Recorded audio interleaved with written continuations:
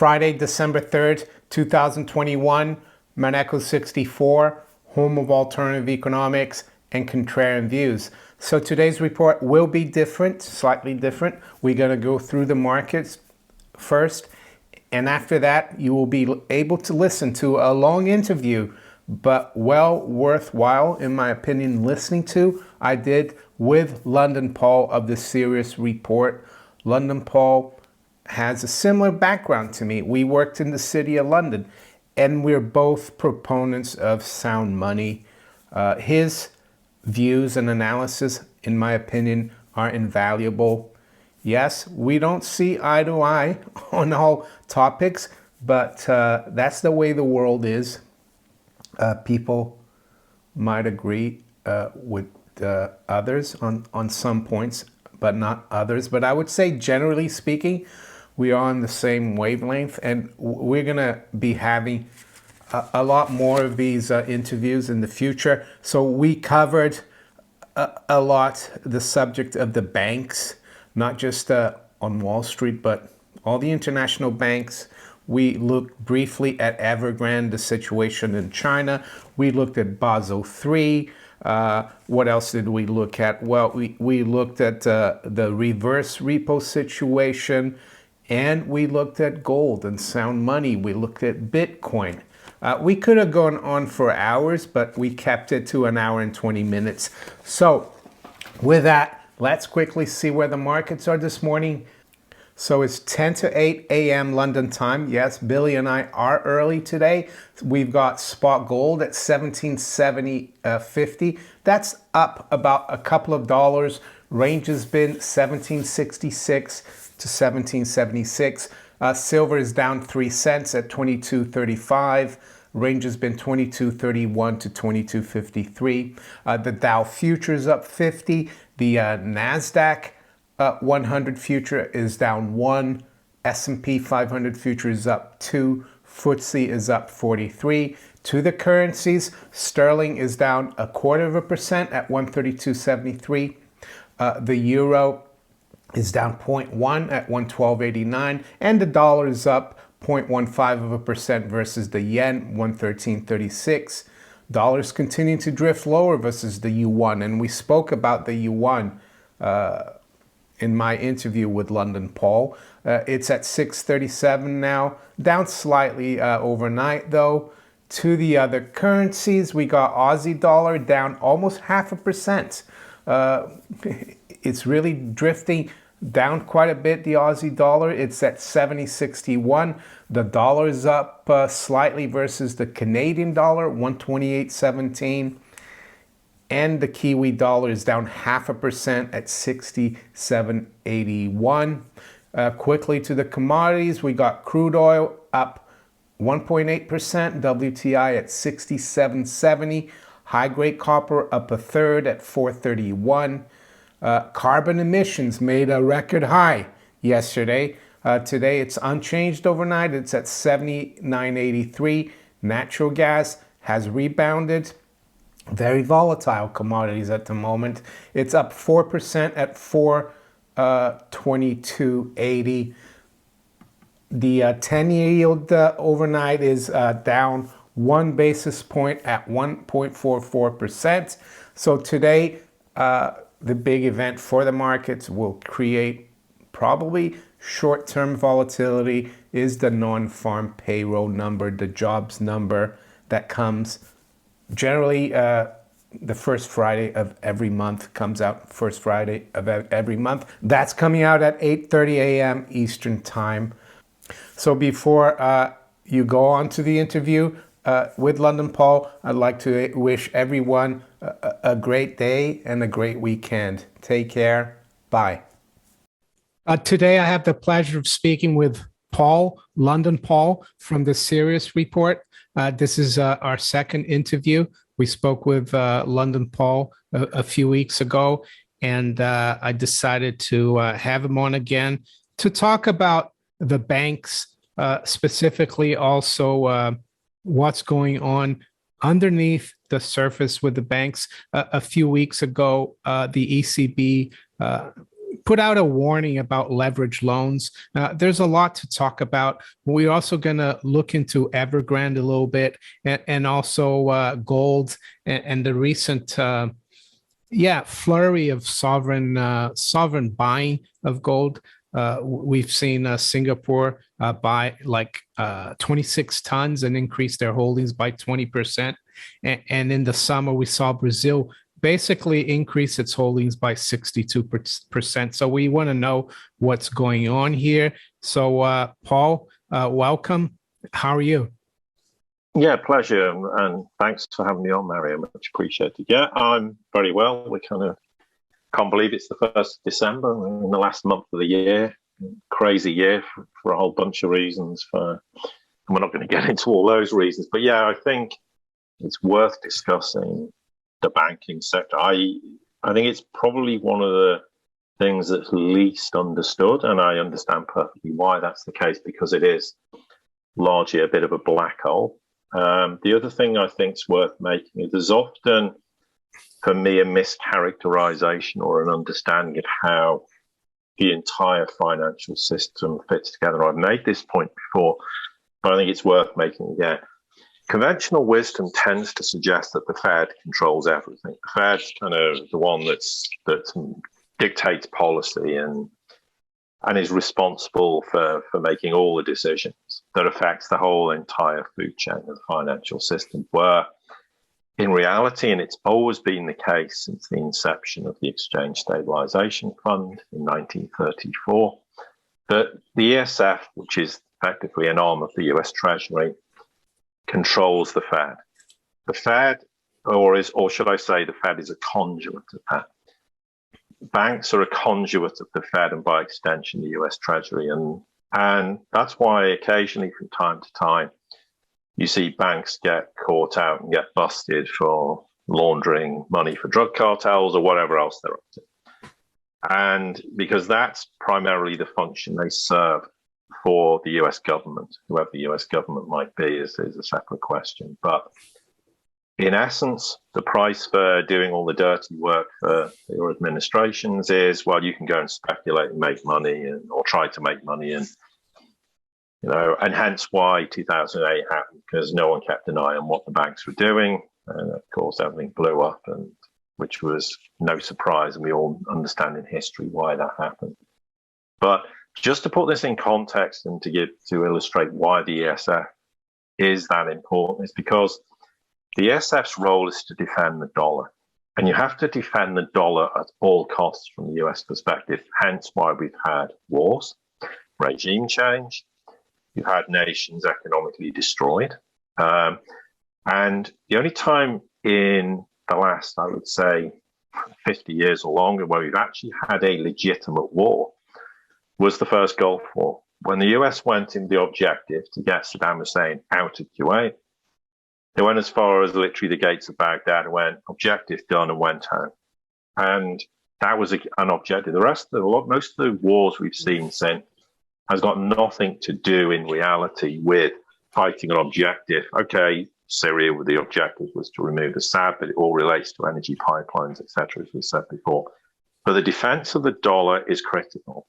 That is the function of the ESF. So the Fed, by definition, has to try and implement policies that will always defend the dollar at all costs. And we can talk about that in the context of gold market shortly. But that's the basic bottom line of how, in very, very broad terms, the financial system hangs together. Now, with regards to banks in this capacity, there are a lot of things that we know from 2008 why banking system blew up. The issue is, post-2008, nothing was done to rein in any of the speculation and the leverage. And in fact, in recent years, the speculation and the leverage has got considerably worse. And what I want to do is we can talk about certain aspects of banks, the banking system, what recent indicators are suggesting things to the contrary of, because most people's perception is the banks themselves are not in serious trouble. Well, for me, the banking system's in serious trouble. It never got out of serious trouble since 2008. There are clear indications that they've used like interest rate swaps to try and cover up massive problems inside banks since 2008. I think there's been numerous bank bailouts via some very sort of creative accounting to highlight the fact, or to, disguise the fact that banks are in big trouble. Now, we're going to talk about Evergrande, but there's a bit of an overlap, which I think nicely leads into, for me, a good discussion point to then unfold a whole bunch of other points. Because back in a couple of months ago, you had Wall Street executives and Chinese regulators held a meeting to discuss, amongst other things, Beijing's crackdown on the private sector, and we'll talk a bit more of that to do with Evergrande and US-Chinese relations. Now, why this was interesting, it was the first time they'd had a meeting since September 2018. So this involved Blackstone, it was Goldman's, JP Morgan, Morgan Stanley, there was the PBOC, China's Security Regulatory Commission, the Chinese Banking and Insurance Regulatory Commission.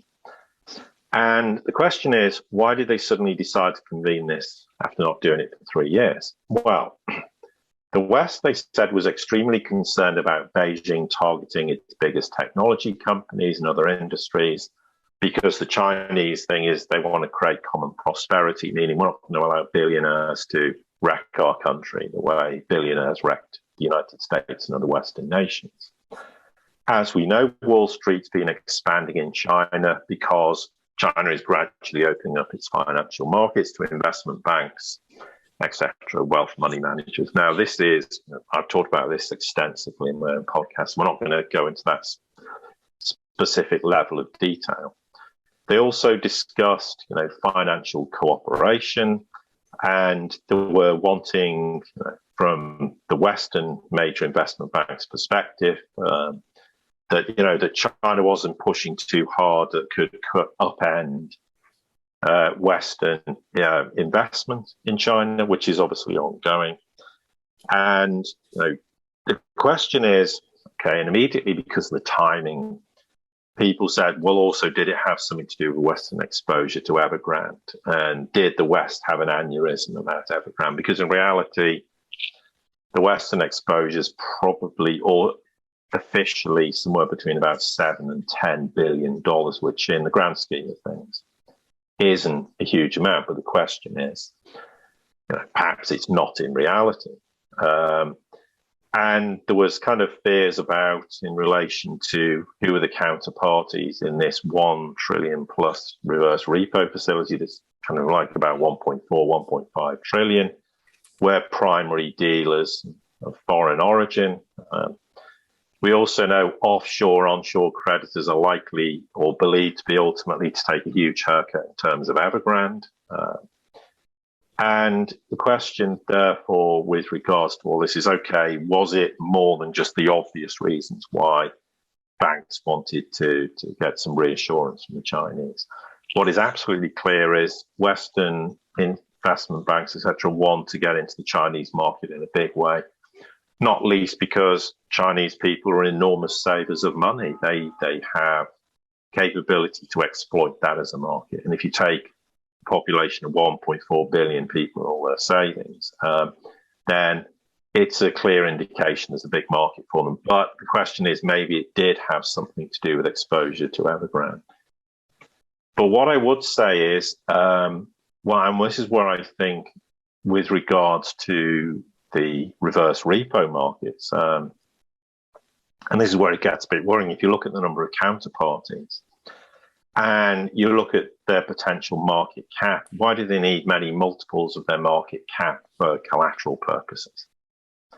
Well, that clearly to me implies the entire Western financial system is broken and the financial plumbing is in serious trouble. The argument is, as well, is that this huge rehypothecation of treasuries is going on, which will destroy the Fed, will destroy the US dollar, the Western financial system. And for me, it's the dirtiest secret of everything. I think ultimately, if you've got this enormous rehypothecation of treasuries, no one really knows what's going on. And it's interesting.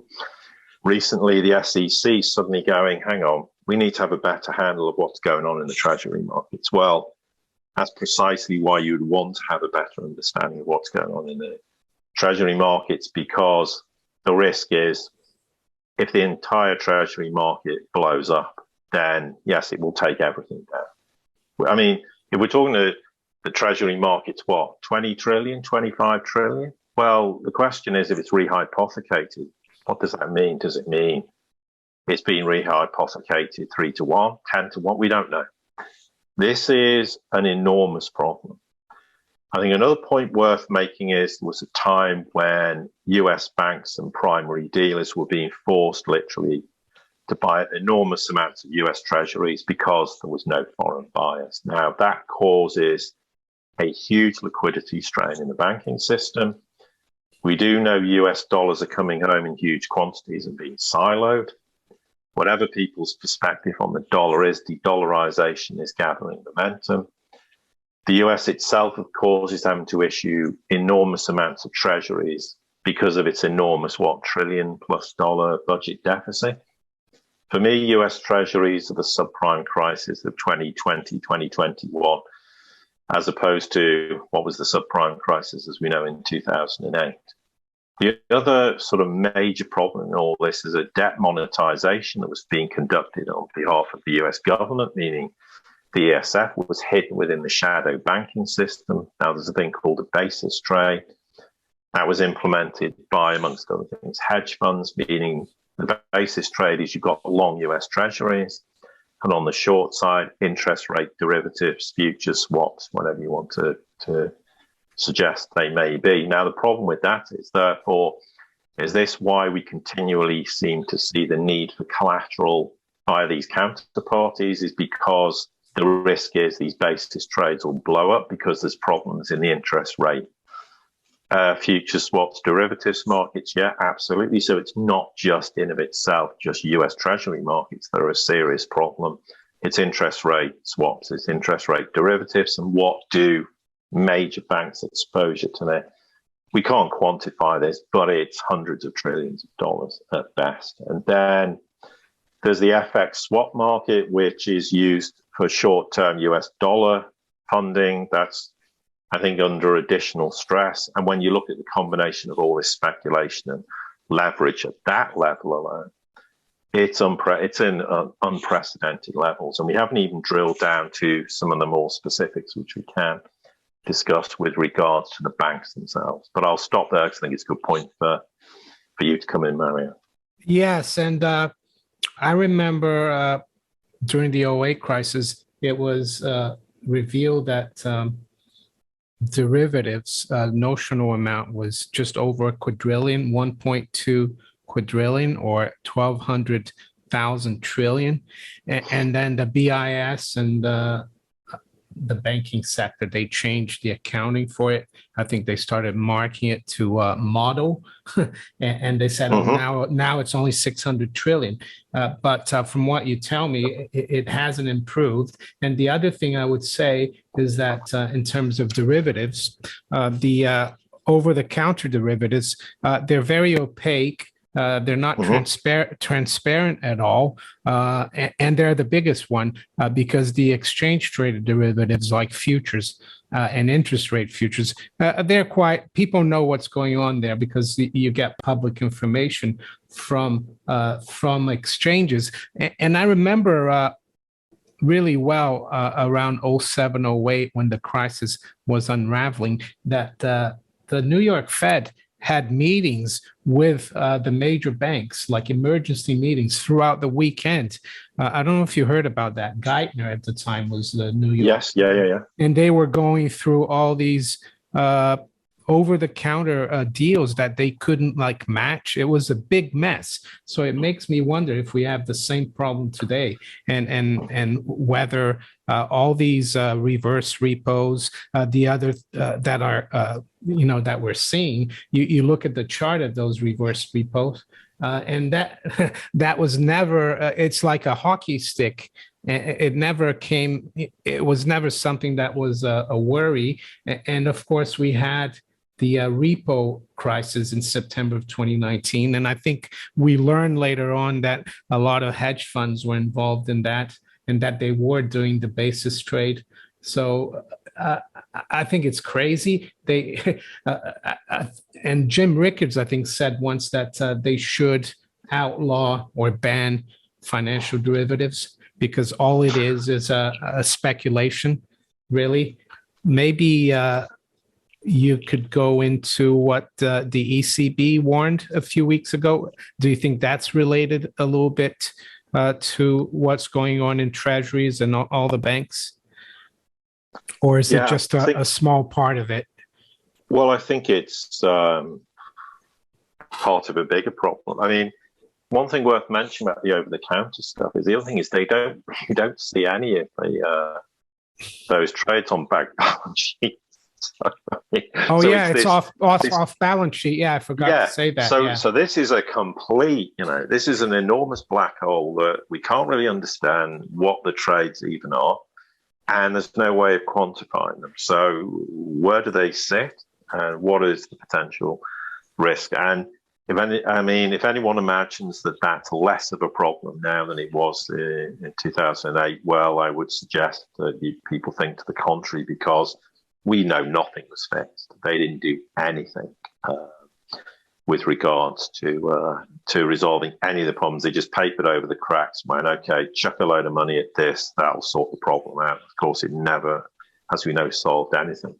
But we'll talk about the European banks, because what they did is the issue is this whole leveraged loan market. It's been an enormous problem in particularly really when everyone was constantly trying to chase yield, trying to chase the return on their investment effectively. And they were going, well, there's nothing in treasuries anymore. So we're not really that keen at the moment in investing in, although increasingly people are buying Chinese bonds. But the European Central Bank recently came out and said, look, we're concerned about the bank lending to indebted companies. And here's one of those things. And this is something we've seen repeatedly since the onset of the pandemic, where we just have to bail anything and everything out. It doesn't matter whether the company's fundamentals are good, bad, or indifferent. I mean, even if the company's failing, just bail them out. So the ECB is looking at this going, look, we're worried about lending to indebted companies. And obviously, this could blow the markets up. And it's absolutely correct. So what they said is they've discussed capping what they call newly originated high leverage transaction as a percentage of individual bank balance sheet. Now, bear in mind, bank balance sheets aren't probably worth the paper they're even written on. So, I mean, they're talking about trying to manage risk. Well, we know for a fact no one's managing risk. What's absolutely clear is the leverage loan market is just blown out of all proportion. I mean, as much as people talk about the EU banks with regards to what you're discussing, Mario, this was in relation to the US. And if you look at US leverage loans thus far in 2021, I mean, I'm not going to pick every bank, but just to put this in context, you have Bank of America over $120 billion. JP Morgan's over $100 billion. You go Goldman's around 70 billion, and you go down the list, you've got Morgan Stanley at around 40, and then everyone's favourite bank to beat up on, Deutsche Bank, with about 50 billion. So the reason they're doing this is because this leverage loans is netting them, at this point, large amounts of revenue, but it's enormously risky for obvious reasons. So, I mean, and not least because, what's the risk going down the line economically, financially? What's going to happen to corporations, businesses? They're far more likely to go bust. So you're going to have this default. So then you get people defaulting on leveraged finance. And we've seen the fact that leverage finance as loans to companies is just reaching proportions when you look at EBITDA. Now that's, for anyone who doesn't know, that's earnings before interest, tax, depreciation, and amortization. Now, they're supposed to be at certain levels. It's very clear that though sensible levels in relation to that have just gone out the window. So obviously European regulators are, I mean, I just want to beat up on Deutsche Bank, but they're also, looking at Barclays, BNP Paribas, Credit Suisse, etc., etc. And so therefore, when you start to get regulators who are looking at this going, we're really concerned about the risks in leverage finance. We're concerned about how this reflects on a bank-to-bank basis, and what about underwriting standards? What about the management of risk, which I don't think exists, and banks' risk appetite, which is gone?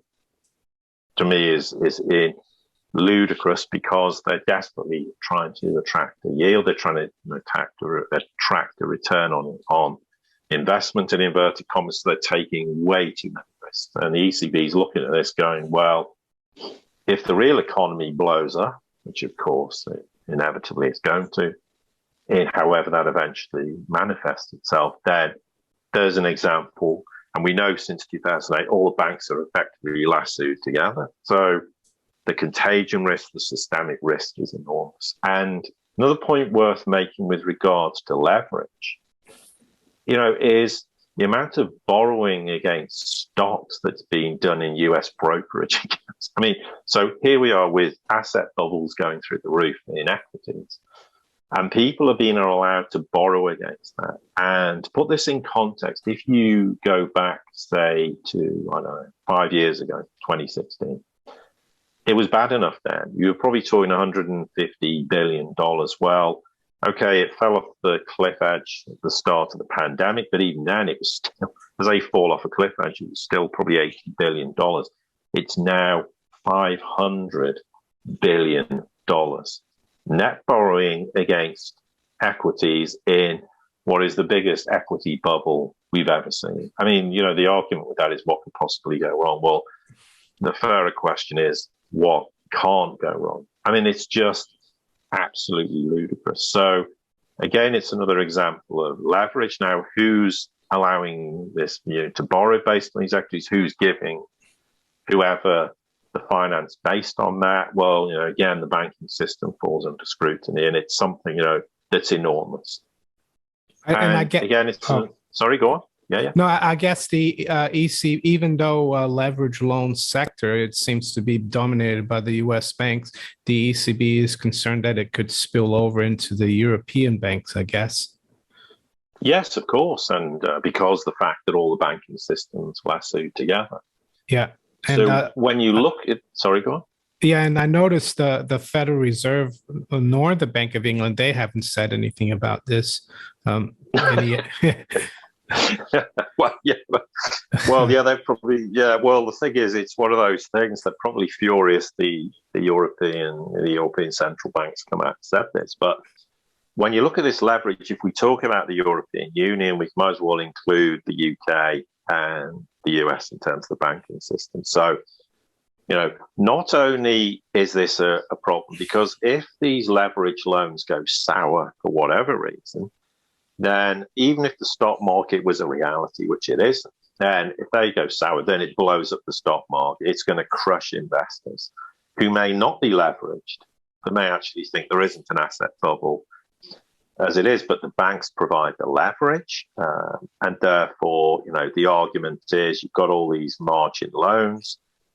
The banks keep on their own books, and then the problem is banks will sell some of this to other banks and repackage it as AAA for argument's sake. So, therefore, you can see, this is then we get into the whole thing where we replace collateralized debt obligations with collateralized loan obligations. So, this is, effectively, they sell these to other banks and mutual funds as collateralized loan obligations. So, and what does 500 billion? Is it 500 billion or is it $1 trillion? We don't know. But there's another example where we can see huge leverage problems with an enormous contagion and systemic risk in the banking system. And that's just the leverage part. There are other problems that banking systems having to deal with currently, which and one good example of this is the whole fossil fuels debacle. We're not going to get into why the whole green revolution's a farce, which it is. But there seems to be a sudden recognition, and this is just the European banks, never mind the US banks that have been sucked into the whole shale oil debacle where hundreds of billions of dollars have just vanished in smoke. They will never get the money back. So the biggest thing that now suddenly is European banks are starting to go, hang on.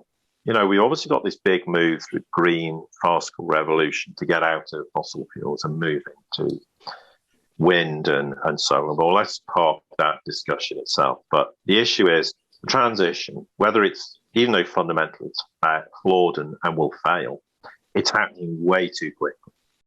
So what this does is it puts all the biggest banks in the European Union, so we've mentioned Deutsche, etc., BNP Paribas, who have, well, at least probably 500 to 700 billion dollars worth of investments and loans that finance extraction, transportation of fossil fuels.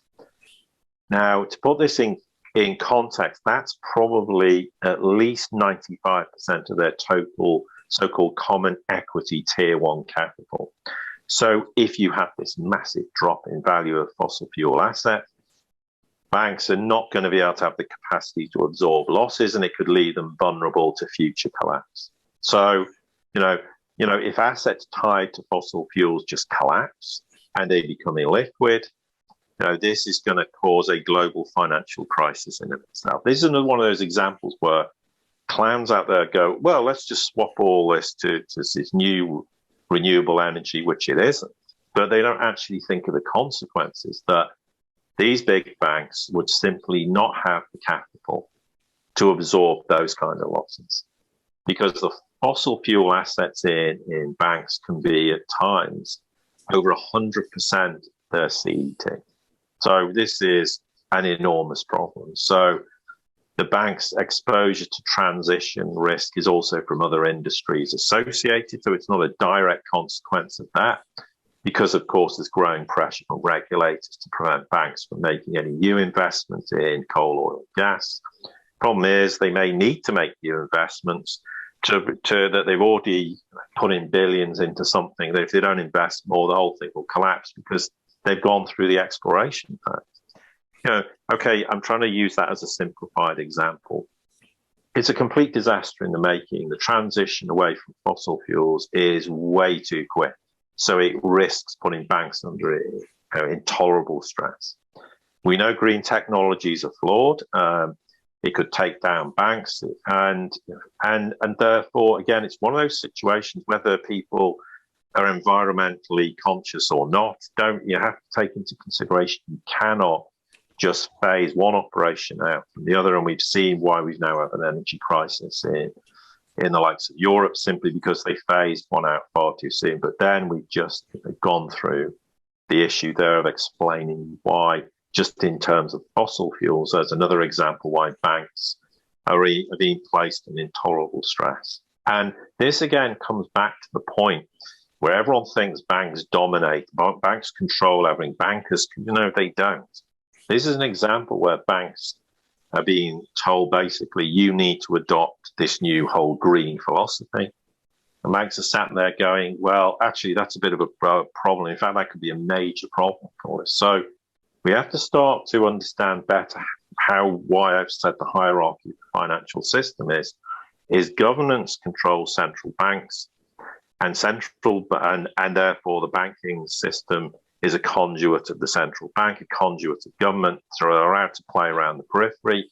But when somebody comes up with a mandate such as the green revolution, it's, well, banks will just have to deal with this. And okay, well, oh, hang on, it could blow you up, really. So banks wouldn't be the ones pushing that agenda, knowing full well the risks that it poses to them. So I think it's a point worth making just in the context of that, to illustrate the bigger point of how the hierarchy of the financial system works. Yeah, so would you say, because you do see a lot of the big banks going along with this green revolution, you see that Mark Carney, for example, ex-governor of the Bank of England, he's like the top guy for this green revolution. Do you think that's just like for show, and that they're trying to maybe just show that they're good citizens or something? Well, I think it's part of it, but also that there is this insane belief. Behind all the bravado of what central banks like to say, we're not even going to get into what the Fed and the ECB and the Bank of England say and don't say.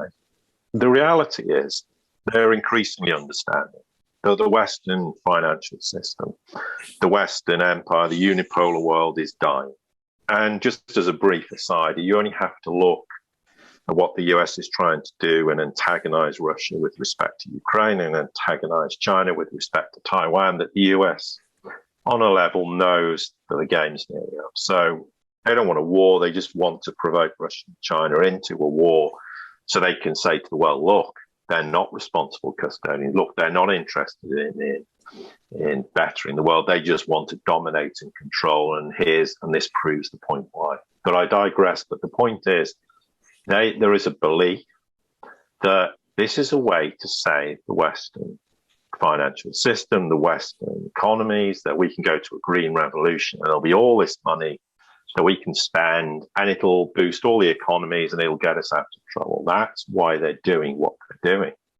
But just because certain people will make these grandiose statements in reality doesn't mean it will ever see the light of day. And we're not here to discuss COP26, but just look at the outcome of that. A lot of hollow, empty promises with get-out clauses, with ways of saying, well, if this is a problem, we're not implementing. No one's agreed to anything. Everyone's just walked away like they did in Kyoto in the 90s, going, we're not interested in doing anything, actually. So bye-bye, and we'll just carry on doing what we need to do. Okay, the risk is Europeans might be hell-bent, or Germany seems to be hell-bent on blowing its economy up based on energy alone. But it's not a universal thought process in the world that they're going to commit that kind of suicide for some grandiose idea of how we're going to make the planet green. So again, it's one of those things, it gets blown out of proportion. Everyone thinks that there's some big global plan to do this. Well, the COP26 proved there's no plan. No one's in agreement. Nations are saying, well, yeah, we might do something by 2040 or 2050 or maybe 2070 or maybe now.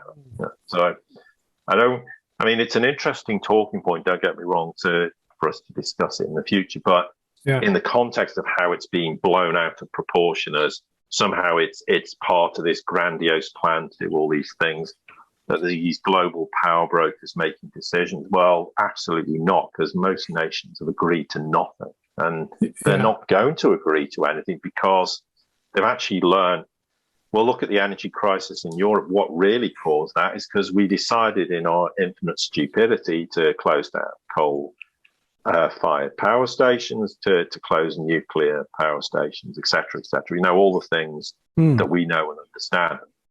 So but there is a belief in certain quarters that is the way to stave off Western collapse, and somehow we can all come out the other end, rather like they thought they could come out the other end in 2008 with QE and zero interest rate policy and normalize the financial system and resolve all the problems. And somehow it would all be repairable. But if you have QE or zero interest rate policy for more than a few months, you're stuck with it. And in the end, you blow everything up.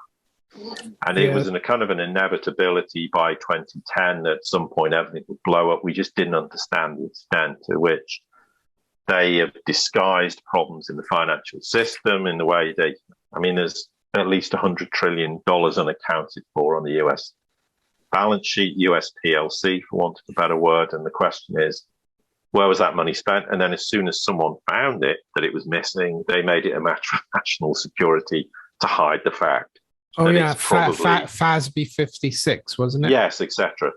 So we've sort of digressed, but it's a good point to digress. But I think at some point it's worth discussing the whole green debacle in a bit more detail. I think someone called it flop 26, not COP 20. So,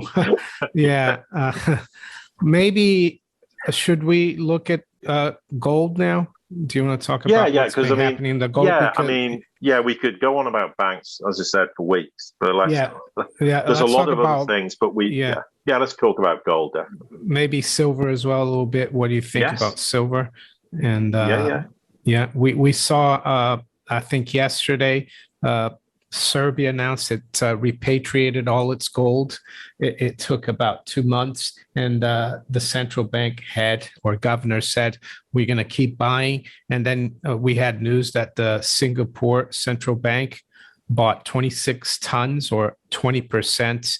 They increased their reserves by 20%.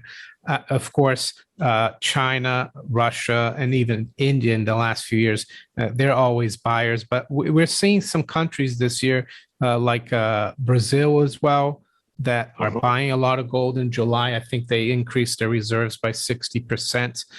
And I guess that's a move away from the dollar that we're talking about, isn't it?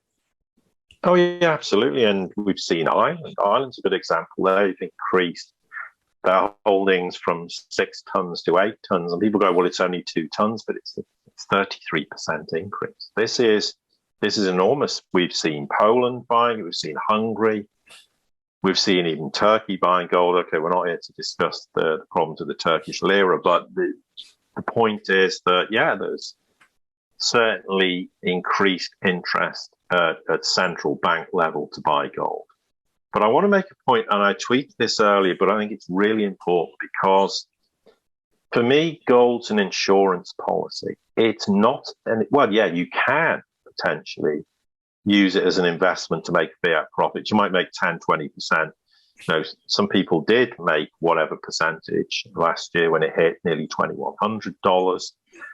But effectively, it's an insurance policy. Now, for me, you don't wait for the house to burn down before you buy your insurance.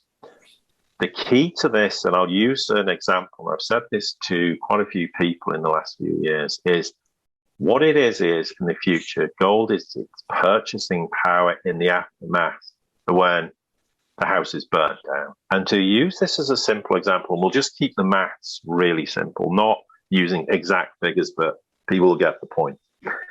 If you wanted for today to buy a house, let's just say $200,000, and an ounce of gold is $2,000 for argument's sake, just to keep the maths simple. Well, quite simply, it will cost you 100 ounces of gold. Here's the point. In the future, there's a perfectly logical argument that we know the housing market, like every other, is just a gigantic bubble. So imagine in the future if you could buy that house for 50% of the value. Now, people say that won't happen, but we've seen in history where in Japan, the property market crashed by 80, 90%. So 50% is not unreasonable. So in today's terms, if the house was suddenly then valued at $100,000, and then you may say, just for argument's sake, the price of gold goes to $5,000 an ounce, your purchasing power means you can then buy that property for 20 ounces of gold instead. That's what the purpose of gold is in the current economic financial climate. It is to protect your wealth, and it also gives you huge purchasing power in the future. At some point, well, we hope at some point in the future, it'll be more advantageous not to hold gold, whenever that might be, and then you want to buy assets again. That's the whole point. But at the moment, holding assets is not a good idea. Well, not all assets, but most assets, simply on the basis they're massively overvalued, overpriced. In terms of equities, there's a huge equity bubble. People talk about no inflation since 2008. Well, there's inflation hidden inside Wall Street, the financial system, banks. We have bond markets. We have the housing market. They're all big, huge bubbles. They're inflationary bubbles. So for me, that's the basis. And that's the point that's often missed. And people will go, but it hasn't gone up overall in the last 10 years, the price of gold. Well, apart from the fact that, and it's irrefutably the case that gold's massively manipulated, and I think it's a good point to mention why it's so heavily manipulated, as is the price of silver, is, again, gold is a barometer of confidence in the dollar, effectively. okay, you can price it in euros or pounds, but when you look at the price of gold, if gold was to be, say, $2,500 an ounce, that would be a signal not just to central banks, but institutional investors in a far greater capacity will be looking at that going, I don't have any confidence, or the confidence I had in the dollar, I want to get out of the dollar.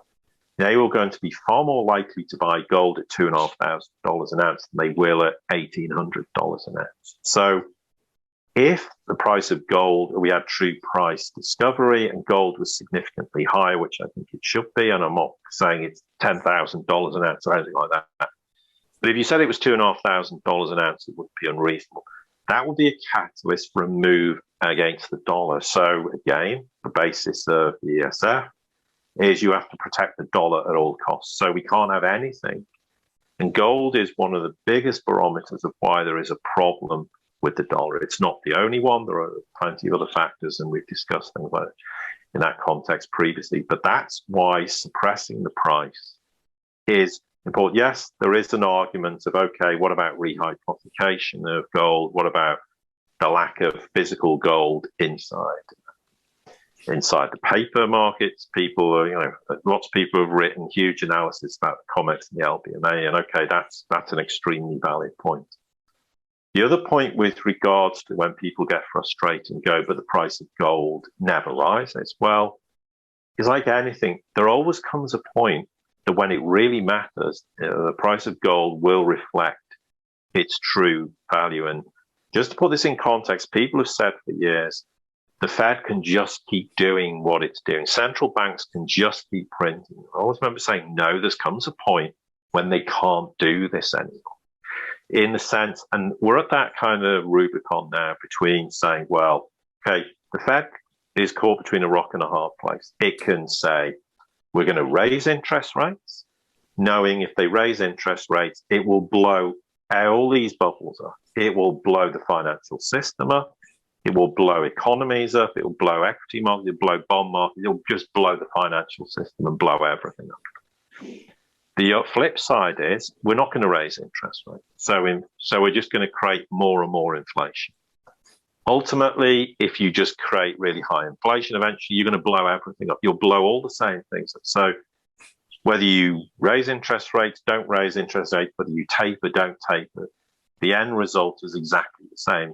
The journey might be different, but the destination will ultimately be the same. So we have reached that point where they can't control anything. They've lost control of everything. They can bluff their way through it, try to convince people there's a solution to this, but they know full well there isn't. And it's the same principle with regards to the gold and silver markets. There's increasingly going to come a point where you cannot defend the paper price, because you've just highlighted, Mario, and there's countless other examples of central banks buying enormous amounts of gold. We have not just China buying gold from a central bank perspective, although a lot of that's opaque. You don't see much. Most of the big trades in gold markets, they're not on any statistical data anywhere. They're carried out between parties and they're opaque and no one knows they're happening. But what we have seen is an enormous surge in Chinese population buying gold because they're encouraged to buy gold. And it might not just be buying gold bars or coins, it can be buying jewelry, etc. And that's been an enormous surge in that in the last 6 months or so. So the question is, eventually, the physical demand will kill the paper illusion. Now, I've always said, and I've said this for 8 years, and I've never got bogged down or concerned about the price of gold. I always make the point since then, eventually the West will be drained of physical gold, meaning they simply won't have any room for maneuver in terms of trying to manipulate the paper price. There comes a point where the demand for physical delivery in the paper markets becomes so enormous, the physical demand for metal leaving the West and going to China, Hong Kong, or anywhere else in the world grows. So eventually, the squeeze on the physical market is so great, the paper market cannot hide the deficiencies and hide what it's trying to hide by suppressing the price. And then the price will just explode. And that's a question of when, not if. I'm not interested in worrying about, is it tomorrow, is it next week, is it next month? That people can fret about the price of gold and silver as much as they want to, but if you're looking to invest in it, yeah, fine. If you want to make 10%, now I understand why you're fretting about it. But if you're investing it as an insurance policy, then you're just tracking what's actually happening in reality. And now we're seeing quite clearly how inflation is now in Main Street. Inflation is out of control. They can't control what goes on outside the financial system. So therefore, the Fed's now basically come out, gone, well, inflation isn't, we can't get 2% inflation. And now we're at the point where, and you make the point, they have already said it, we can't really say transitory is the correct word, and they did say it several weeks ago. But the point is, they're just basically admitting and having to backtrack because they can't control the problem. And the same happens in paper, gold and silver markets. I've made the point in my own podcast, but also on Twitter, that for some reason at the moment, 1,800 gold and what was $24 silver is a huge problem for them. It's a huge problem in paper terms, and I don't think it's just in respect of paper futures. I think there is a problem there. This is all tied up in some exotic derivatives, and if gold at the moment goes over 1,800 for any significant period of time, then it starts to cause structural problems elsewhere. Again, this might come back to the fact is there's all this leverage. What's a tipping point in terms of the banking system? We don't know how big a problem the paper market is in reality. Again, it's not clear. It's opaque. It's not how big a problem is the paper market in reality. We don't know. Is it far bigger than we anticipate? Quite likely. So on that basis, I don't worry about that. What I'm more interested in is who's buying physical metal. Not just to retail level. We've seen pretty brisk trading from a retail perspective. I'm in touch with bullion dealers who tell me on a retail level, the likes of you and I, that they're selling huge amounts of gold and silver. We're certainly seeing central banks increasingly interested in buying gold and silver. We saw a huge change of attitude in terms of the Chinese, where suddenly it became, where they've always been buying gold, but they're being kind of a little bit quiet about it under the radar now, and basically encouraging Chinese people to buy gold. So Russia, wants to really expand gold exchange out of Moscow. These are all big developments and all indications that everyone knows where we're ultimately going. So for me, the question is, okay, at what point is 1,800 not going to be, they can't defend it anymore? And there's always going to come a pinch point where the risks to the paper market in trying to suppress a price becomes too great. And that will only happen ultimately when the West is drained of gold. Now, people say that can't happen, or actually years away. No, it could be next week or next month. It could be yesterday or tomorrow. Does it mean it's any of those? No, but I think the last 12 months or so has been highly indicative of significant strains in regards to the paper markets. Now, point worth making is the whole Basel III and SFR stuff. I'm not convinced that's the holy grail for destroying the paper markets. I think there's a lot of kicking the can down the road. I'm not sure that it actually will deliver. If it does, I'll be very pleased, but I wouldn't put a huge amount of trust in that. And I think that's part of the problem. People have got beaten up and exhausted by endless promises. Oh, well, gold's going to the moon if it breaks 1,800. And it gets to 1,860. And then before you know it, it's back at 1,770. And everyone's going, hang on.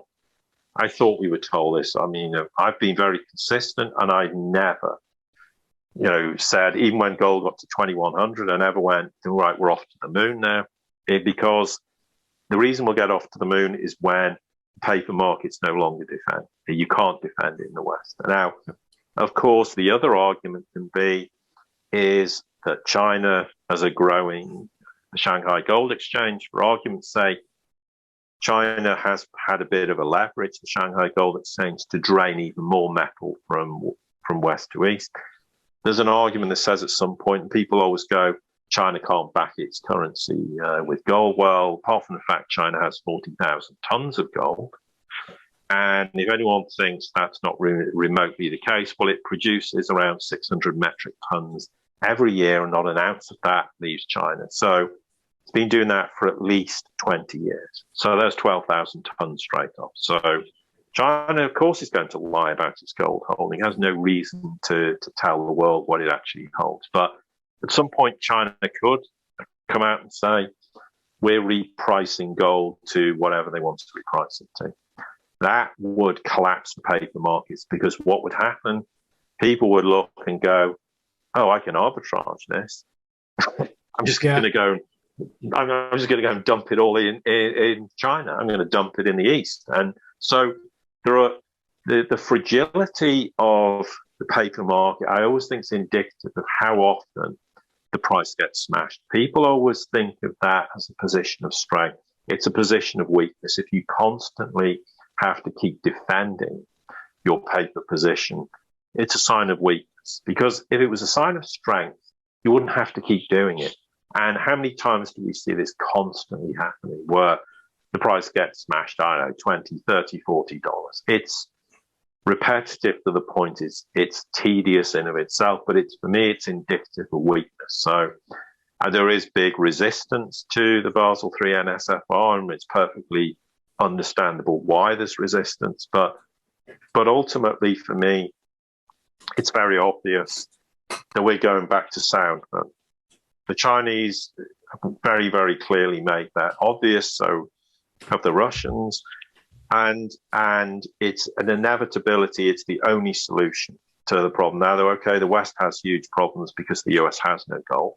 You know, people like to think the US has got 8,000 tons. It doesn't have 8,000 tons. Okay, some Western nations are a bit more savvy in terms of realizing the implications, Canada not being one of them.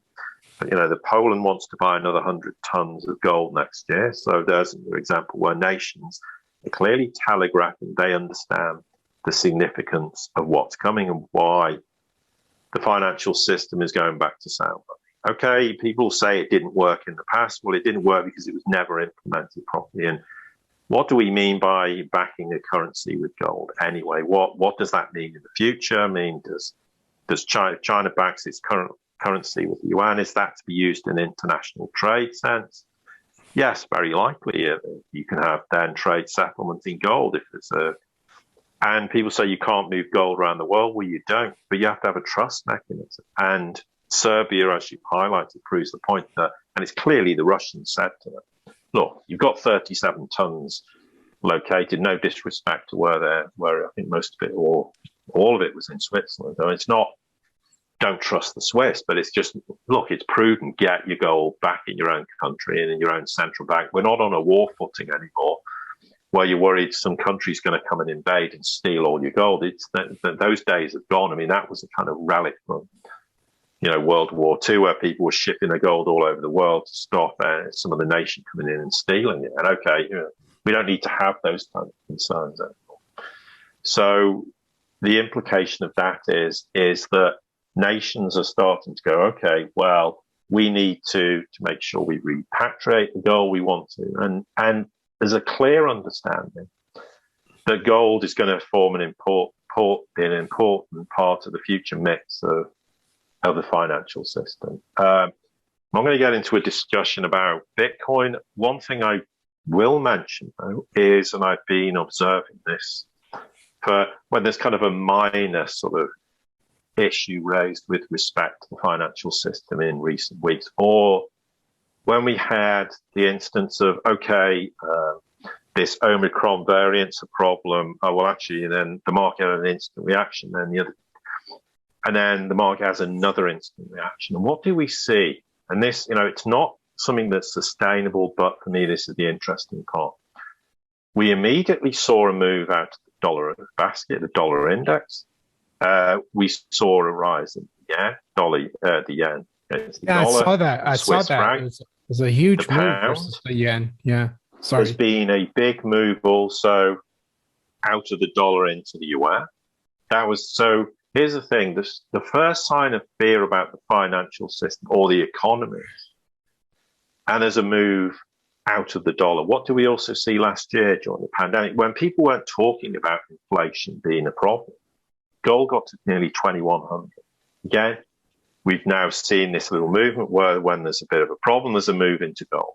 So what people are looking at is, and that's not to do with inflation, because the argument from an investment perspective is if the global economy is going to collapse, people think it's deflationary.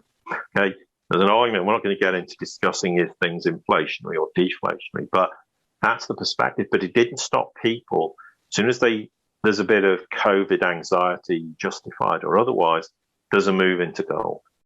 That's, can I just say, sorry, can I interrupt? Yeah, sure, please do. Because in the last 15 or whatever years, whenever there's a problem in the markets, like we had last year with COVID, we saw the dollar rally really strongly, gold drop. We saw the pound get down to like 114. But this time around, I was really surprised the other day when this Omicron came out that, the dollar was really hammered and gold was actually up over $20. It only went down when the US came in. And it's weird because everyone, a lot of the dollar milkshake guys, they think the dollar is going to go through the moon if there's another financial collapse or trouble. And I think the reaction to Omicron is telling us another story. Yeah, and it's interesting. I mean, if you look at the US dollar offshore yuan, it's gone in the last 18 months or so. It's now at about 637, something like that. There's been a big move out of the US dollar into the offshore yuan. Now, the implication of that is that's offshore dollars moving into offshore yuan.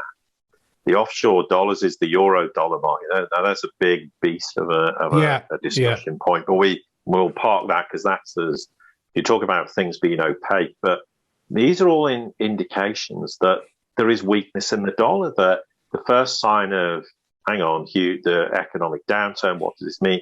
People aren't piling into dollars. They're piling into other currencies. Now, I'm not defending the Swiss franc or the yen or the pound, but that's clearly happening. There's also moves into the yuan, and that's been ongoing, let's say, for 18 months. So this is indicative of weakness. So again, people always focus and say, well, Powell's come out and made these kind of indifferent statements, and it's all a bit glib and not really telling us anything. And everyone always focuses on, well, it's to smash the price of gold. And okay, gold did take a hit. Silver took a hit. But the important point is because the dollar was taking a hit. So when the dollar takes a hit, it's like, hang on, we need to do something to try and restore confidence in the dollar. So we saw a bit of a bounce in the dollar index. But today, as we're speaking, the dollar index is down, only down 0.2%. But it was a high of 96.1. It's now at 95.7. Imagine if it was 59. I think you'd be a bit more excited about what we were discussing. I think the all-time low is around 70, I think, isn't it? So. Yeah. So the point is there isn't, the international reaction isn't anymore to go, well, the flight of safety is into the dollar. The flight of safety is get out the dollar. Yeah. And people are moving to gold. And this isn't anything to do with inflationary pressure or not inflationary pressure. Because the argument is, and okay, it may seem to be simplistic, but you say, well, if the global economy is going to collapse again because of the Omicron variant, which I don't think for 1 minute it will, but that's the perception. That's what started these movements. The last thing you would be doing is going, well, let's get into gold, because that's supposed to be an inflationary hedge. So the argument is, why would you rush to gold and get out of the dollar? It's because the perception and mindset of the world is we don't trust the dollar. And that's a whole separate subject, but in very broad terms. The reason the world doesn't trust the dollar anymore is down to a few fundamental points. It's the Fed balance sheet, because they're going, hang on, there's all this confidence in the dollar. Why are you printing trillions of dollars? The world's rejected the dollar, and that's why the Fed's having to print trillions of dollars, because no one's going to buy the debt because they don't trust the dollar. they also don't trust the dollar because the US is like a sanction junkie that just goes, well, if we don't like you, we're going to sanction you. We'll cut you out of SWIFT and we'll destroy your economy. So they're going, don't really think we want to be in the dollar anymore. Let's diversify into local currencies, or let's start trading in euros even, or the ruble or the yuan or whatever it might be. They're the fundamental reasons why there isn't confidence. There's no confidence as well in the dollar because of Fed policy. People are going, well, hang on. If this was supposed to be, at any other point in history, you'd be raising interest rates now. Well, okay, we understand why they can't raise interest rates for the reasons, but people in a global sense, decision makers are looking at this going, well, why is the Fed not doing this? So again, it's like, well, we don't trust the dollar. So there's a lot of macroeconomic factors and financial indicators that are making people go, well, we don't trust. What would you say? Yeah, excuse me, just a question, because some people might be thinking, how come, if the dollar is so weak, how come the dollar index has risen so much of late? Would you say that's mainly because of the weakness in the euro? How would you look at that? Partly, but I also would say because of the ESF, the dollar is the most manipulated currency on this planet by any stretch of the imagination. I mean, the things that are done to prop up the dollar. I mean, look, here's the thing. If they're prepared to go to war over it, they're prepared to have regime change, they're prepared to have color revolutions, they're prepared to finance international terrorism, to try and destabilize places like the Middle East or Afghanistan, and they're prepared to do anything to prop up the dollar. They're certainly going to do everything to prop the price of which you can manipulate the price very easily.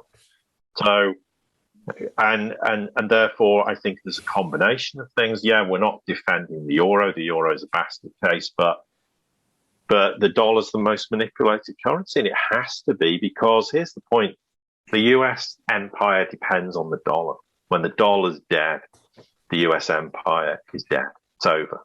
I mean, okay, there's geopolitical factors which would kill the dollar, the U.S. empire, but when that's the point. And why I come back to this thing that everyone thinks there's a deliberate intention through the pandemic to crash the entire Western financial system and destroy everything. No, because when the dollar's dead, when it's the Western financial system's gone, it's game over. The West is finished.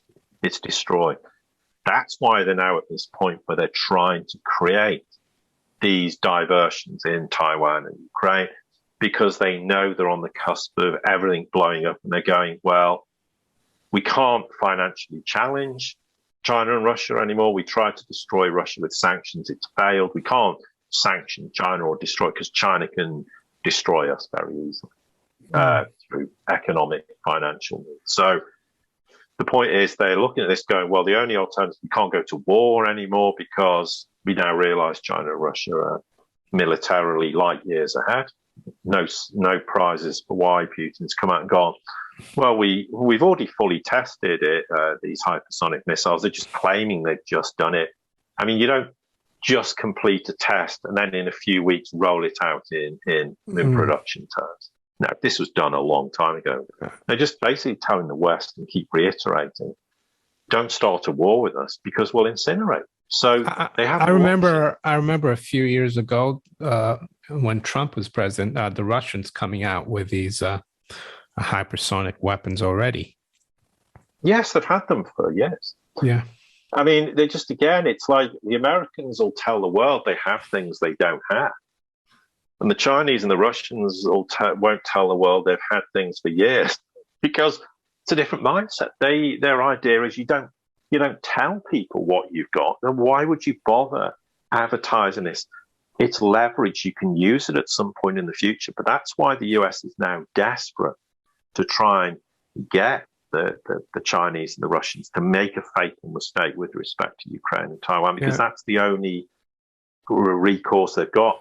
And therefore, on that basis, they know full well that the empire is going. It's in terminal decline. There is no solution. They don't have a solution to it. They can't go for the nuclear option because Russia will incinerate the United States and won't even have a scratch on its knee. That's the reality, and people don't believe it. Just look at what the Pentagon are coming out with. They're admitting they cannot compete even with China anymore in terms of hypersonic missiles. So it's simply the dollars is just this confidence trick. And they've gradually, even pre-2008, they sowed the seeds of its destruction. In 2008, they destroyed it.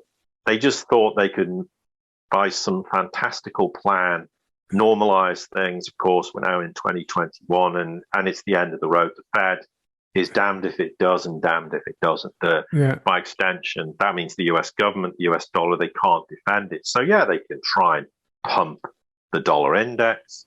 I mean, it's very easy. I mean, how easy would it be to be able to manipulate the dollar index to give this illusion of dollar strength? But we've just highlighted why. As soon as there's a wave of COVID anxiety, people are piling into the dollar index. The dollar index in history now would have been at 100 easily.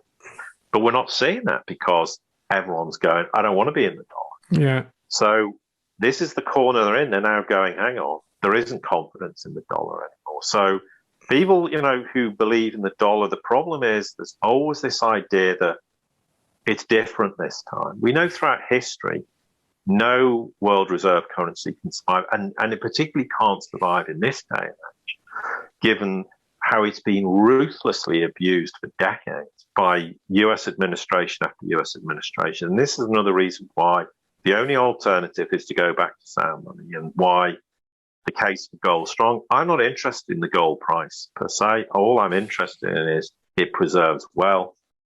And it means in the future it increases your purchasing power when you want to buy assets again. And that's why all these central banks are buying gold. And I think by extension, that's why when eventually they can't control the paper price, institutions will start piling in.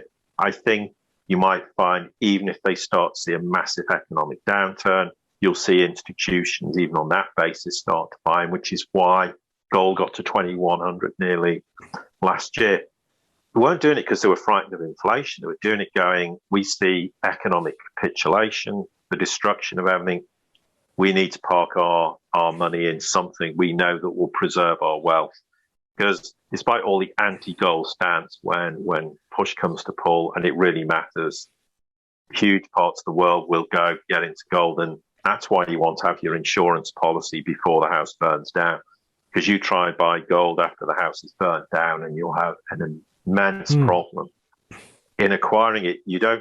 It's not about investing. I think this is the big difference with regards to Bitcoin. For me, Bitcoin's only about fiat speculation. As soon as there's a slight whiff of anxiety, Bitcoin gets dumped. People get out of it because they're going, I don't want to be, this is a speculative asset. I'm just speculating on this. I don't want to be in it now because there's enormous other problems elsewhere. So get out of it. That's all it is. That's all it'll ever be for me. And I'll stand by this. You can make enormous fiat profit from it. I'm not disputing that. And I've said that for years because people keep going, you were wrong about Bitcoin. I've never been wrong. My point about Bitcoin is it won't exist in the future. It will become an anecdote in history when people get tired of it and dump it. And now it's being controlled by Wall Street and their ilk. That is an enormous problem because you never want something you think is decentralized, controlled by a centralized financial system. Okay, forget all the lack of regulation or impending regulation, which I think is an inevitability because now it's entered the real financial system. Regulators go, hang on, this is a $2.5 trillion sector. Hang on, if this blows up, what's that going to do to the financial system? Could the crypto markets take down the Western financial system? And the argument is yes, of course it can. We're not saying it will, but if it's a big problem, then of course you're going to go, we need to regulate this, because imagine if it turned out that the crypto sector blew up the Western financial system. I mean, they're not going to allow this to happen. So the reason for controlling it is not because they think it's going to replace the dollar or the Western financial system. They're doing it because they think it's going to risk blowing up the Western financial system. They're very different arguments.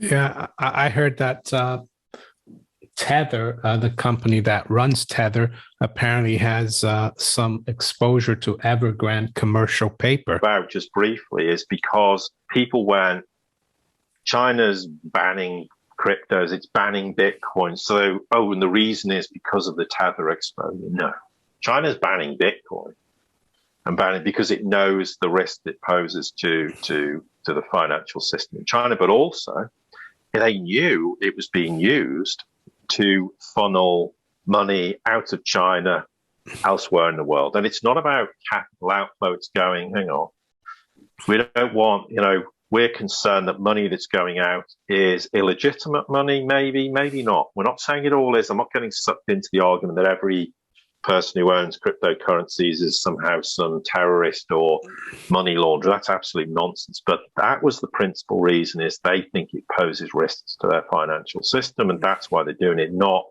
because Evergrande has some exposure to Tether. I think that's just putting two and two together and making 52. I see. Great, Paul. I mean, we've gone through a lot here. There is one question I wanted to ask you, and it reverts back to the first half, so to speak, of this interview, and it's to do with all the leverage out there, which I think is, again, and still the Achilles heel for the whole system. And my question is, how much more leverage? And I know this is difficult because of how opaque derivatives are, but how much more leverage do you think we are now than in the run up to the 2008 crisis? Multiples higher. I would argue that leverage is, okay, you're right, we can't accurately assess it, but just as a small point, I think it's interesting that regulators are starting to tell banks, the US banks, you need to increase your capital buffers quite significantly. Well, again, that kind of contradicts the statement banks are awash with all this cash. There's all this money floating around the banking system. If they were awash with cash, I think they'd be so worried about their capital buffers. And this again goes back to the point about assets and liabilities. And banks have massively increased their asset allocation. But what's their liabilities? We don't tend to hear that discussed. So, you can say such and such a bank's increased its assets by 500 billion in the last 2 years or whatever. But what is its liabilities? So in terms of leverage, I think it's multiples. Is it 10 times, 5 times? I don't know. But it's certainly infinitely worse than it was in 2008, because we're seeing a consequence of zero interest rate policy, QE, where they've destroyed carry trades, which used to be very profitable for banks. They're struggling with those. So they've started speculating, and in areas they shouldn't touch. There's the whole SPAC, the investment arm, there's them going into cryptos, Bitcoin being an example. We talked about the issue of how they've leveraged in terms of using bloated asset prices in terms of stocks and allowing people to take loans on that basis, et cetera, all the things we've discussed. So it's multiples higher. And that's why I keep making the point.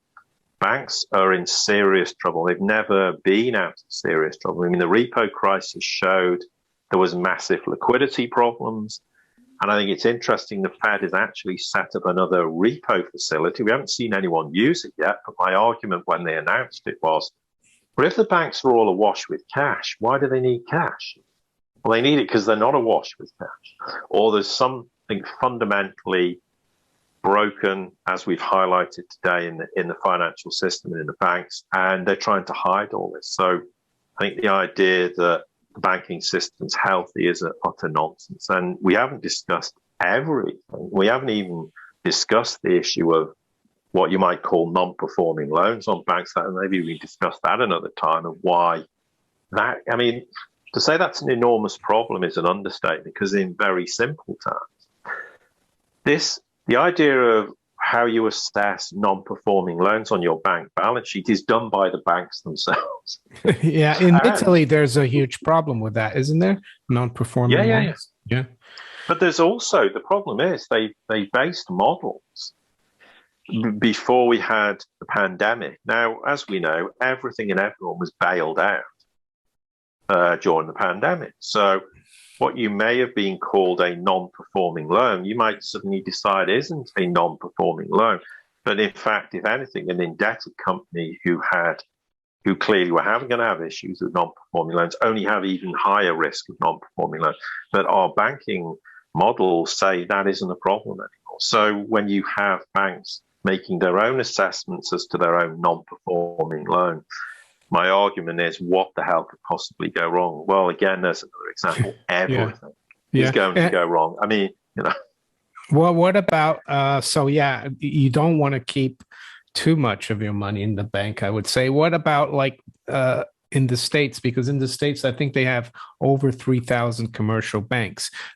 Would a systemic collapse of the world's banking system affect every bank, or commercial unions or credit good unions? Good question. I don't.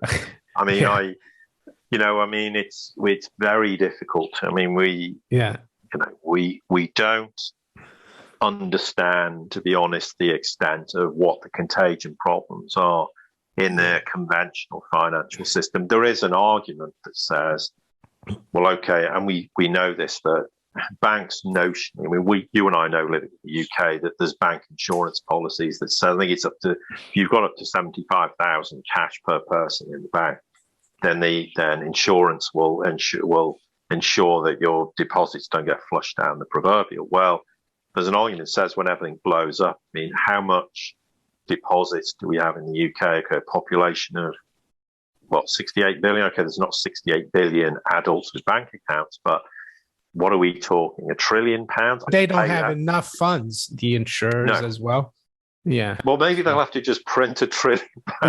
Yeah, that's what will happen. But you know what I mean? We can't quantify. I never get sucked into what the hell happens. I mean, I guess that's why it's good to have some insurance outside the system, right? Gold and silver. Well, that's why I say, for me, okay, and just briefly, you mentioned silver. Yeah, I'm a huge advocate of silver. Not least as an industrial metal. I mean, the future is there's going to be an enormous demand for silver. We know that. That can be discussed. We can discuss that another point. But for me, what's very clear is the Chinese last year were buying every ounce of silver they could get, and they were hiding it as a strategic asset, which means no one in the world knows what they're doing. And they're not unique in doing this. Why were they doing this? Because they know full well the need for silver as an industrial metal. Is it going to be a monetary metal in the future? Well, there's an argument. Mexico could back the peso with silver as an argument. But for me, the industrial worth of silver clearly it's going to explode in the future.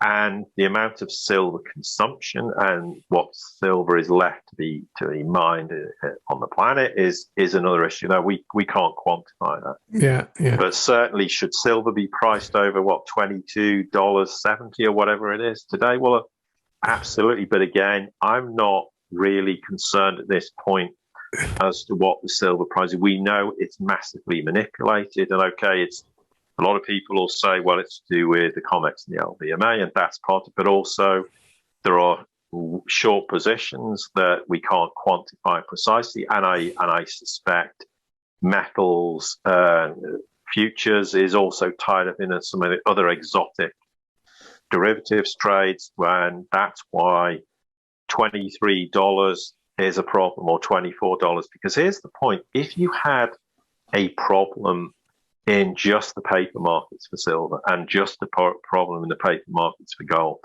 you could easily rectify the problem internally within that. But if there's a whole bunch of other problems associated with this, other things that could blow things up, then you'd be far more robust in trying to defend $24 silver and $1,800 gold. It's certainly indicative that the problem, for me, doesn't just lie inside the paper markets, which everyone attributes the problem to. I think it manifests itself in other ways, and we can't quantify that specifically. But the robust defense of 1800 is way too strong for me to just be saying, well, it's a problem inside the paper markets, because I mean, they allowed it to go to 2100 last year.